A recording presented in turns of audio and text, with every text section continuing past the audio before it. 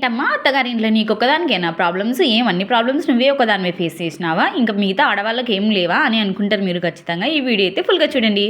Hello everyone, welcome back to our channel. అందరు ఎలా ఉన్నారండి? బాగున్నారా? ఈ వీడియో అయితే మీకు ఎక్కడ బోర్ కొట్టదండి. నేనైతే మా అత్త వాళ్ళ ఇంట్లో ఎలాంటి ప్రాబ్లమ్స్ అయితే ఫేస్ చేసినానో అవన్నీ మీతో షేర్ చేసుకుంటా. నేను డైలీ నా రొటీన్ ఏంటనేది చూపించుకుంటా కూడా ఇక్కడ ఎక్స్ప్లెనేషన్ అనేది ఇస్తాను అనమాట. చూసేయండి. అండి మీరు ఇచ్చే ఒక లైక్, ఒక కామెంట్ నా వీడియోకి చాలా హెల్ప్ అవుతుంది మాట. అలాగే నా వీడియో ఎలా ఉందనేది కూడా నాకైతే కామెంట్ చేసి చెప్పేయండి. మీరు ఇలా లైక్ కామెంట్ చేయడం వల్ల నేను ఇలాంటి వీడియోలు ఇంకొన్ని తీసేకి నాకు మంచిగా ప్రోత్సాహం అనేది లభిస్తుంది మాట మీ నుంచి. అయితే మా బావ లేచిన వెంటనే డ్యూటీకి అయితే వెళ్ళిపోయినాడండి. మార్నింగ్ అయితే 6 గంటలకి ఫాలిన్ ఉందని అయితే వెళ్ళినాడు. ఇక్కడైతే నైట్ బర్త్డే పార్టీ ఉండడం వల్ల ఆ బర్త్డే పార్టీలో మాకు మంచిగా బిర్యానీ విందు కూడా ఇచ్చినారు. అందుకే ఇంట్లో చేసిన భోజనం మొత్తం అలాగే మిగిలిపోయింది. ఇక ఈ రోజు అయితే నాకు టిఫిన్ చేసే బాధ అయితే అస్సలు లేదు మాట. ఉన్నే అన్నానే నేనైతే ఈ రోజు చిత్రాన్నం కలిపేద్దాం అనుకుంటున్నాను. మీరు అబ్జర్వ్ చేశారా? నేను పాలు ఫ్రిడ్జ్లో నుంచి తీయకుండా అక్కడ పక్కన పెట్టినవి అయితే తీస్తున్నాను అనమాట. ఏందాక అందరు పాలు ఫ్రిడ్జ్లో పెడితే నువ్వు మాత్రం ఇక్కడ నుంచి తీస్తున్నావు, పాలు పగిలిపోవాలని అనే డౌట్ మీకు ఖచ్చితంగా వస్తుంది. ఇక్కడ మాకున్న టెంపరేచర్కి పాలు అయితే అస్సలు పగిలిపోమాట. అందుకే నేను ఇక్కడ ఫ్రిడ్జ్లో అయితే పెట్టాను. అంటే యాక్చువల్గా అంటే ఇక్కడ మర్చిపోయాను కాబట్టి పెట్టలేదు అనమాట.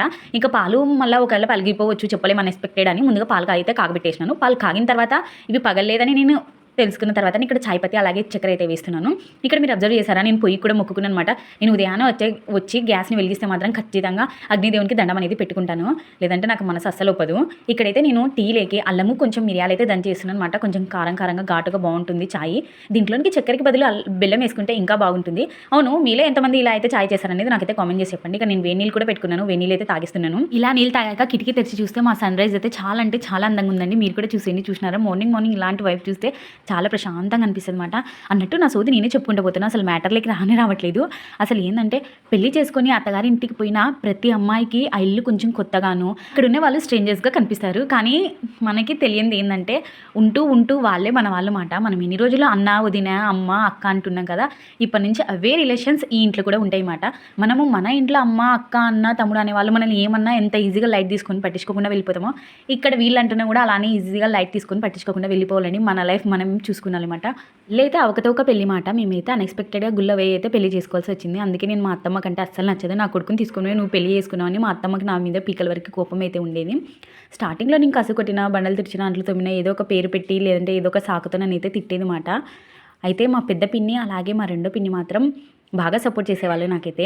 మా పెద్ద పిన్ని అయితే అన్నీ నాకు తెలియనివన్నీ చెప్పేది మాట. ఆ పని ఇలా చేసుకున్నాలి, ఈ పని అలా చేసుకున్నాలని. మా సెకండ్ పిన్ని అయితే వాళ్ళ అమ్మ తిడుతుంటే అస్సలు పట్టించుకోకూడదు, తిడేటప్పుడు పక్కకి వెళ్ళిపోవాలా, నీ పని ఏదో నువ్వు చూసుకున్నాలమ్మ అని మాత్రం బాగా సపోర్ట్ చేసేది.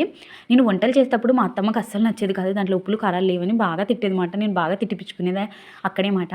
నేనైతే ఇక్కడ ఆర్మీ క్వార్టర్స్లో ఉంటా.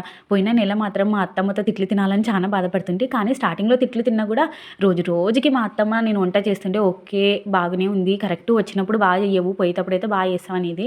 అలా కరోనా స్టార్ట్ అయిపోయిన తర్వాత నేను మా అత్తమ్మ కలిసి ఉండాల్సి వచ్చింది అనమాట. అప్పుడు కూడా బాగా భయపడినమాట, ఎట్లుంటుందో ఏం కథనో అని. కానీ కరోనా ఎండ్ అయ్యేపాటికి నాకు బాగా కలిసి వచ్చిందండి. కరోనా సీజన్ మాత్రం నాకు మా అత్తమ్మకి మంచి బాండింగ్ అనేది ఏర్పడింది. నేను ఏ వంట చేసినా ఇది బాగా చేసేదని మంచి పేరైతే తెచ్చుకున్నమాట మా అత్తమ్మ కాడ. స్టార్టింగ్లో నన్ను ఎంత తిట్టేదో, నేను ఎంత బాధపడ్డానో అది నాకే తెలుస్తుంది.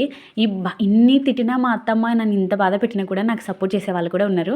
మా పిన్ని వాళ్ళు, అలాగే మా బావ, మా మరిది వాళ్ళు కూడా, మా ఇంట్లో వాళ్ళు. తను వేరే ఇంటి నుంచి వచ్చిన అమ్మాయి, పక్కింటి నుంచి వచ్చిన ఆడపిల్ల, తనని ఎందుకు మనం బాధ పెట్టాలా, మన ఇంటి ఆడపిల్లని బాధ పెడితే మనం ఏం సుఖపడమని వాళ్ళు జెన్యూన్గా అయితే ఉండేవాళ్ళు. ఆ జెన్యూనే నాకు ఇప్పుడు కలిసి వచ్చింది మాట. నేచర్ ఇల్లులో ఎలా ఉంటారు అనేది నాకైతే తెలియదు, కానీ మా ఇంట్లో అయితే మేము ఇప్పుడు అందరం కలిసి మెలిసి చాలా బాగుంటాం మాట. నాకు మా అత్తమ్మ తిట్టినప్పుడు కొంచెం బాధ అనిపించినా కూడా మా అమ్మతో వెంటనే పోయి షేర్ చేసుకుని ఇలా బాధపడేదాన్ని. కానీ మా అమ్మ ఒకటే మాట చెప్పేది, ఎన్నాళ్ళు లేమ్మా ఇవన్నీ, కొన్నాళ్ళే, ఒక పిల్ల తల్లేంత వరకు ఇలానే ఉంటుంది, తప్పదు భరించాలి, కొన్నాళ్ళు చీకటి కొన్నాళ్ళు వెలుగమ్మ, ఎన్నాళ్ళు చీకటి ఉండదు, వెలుగు అనేది వస్తుంటుంది మన జీవితాలు అని చెప్పి నాకైతే మా అమ్మ సర్ది చెప్పుకుంటూ వచ్చేది మాట. అసలు మా అమ్మ కూడా ఎప్పుడు ఏమన్నా కూడా కొట్లాడొద్దని నా నోరు మూపించేది.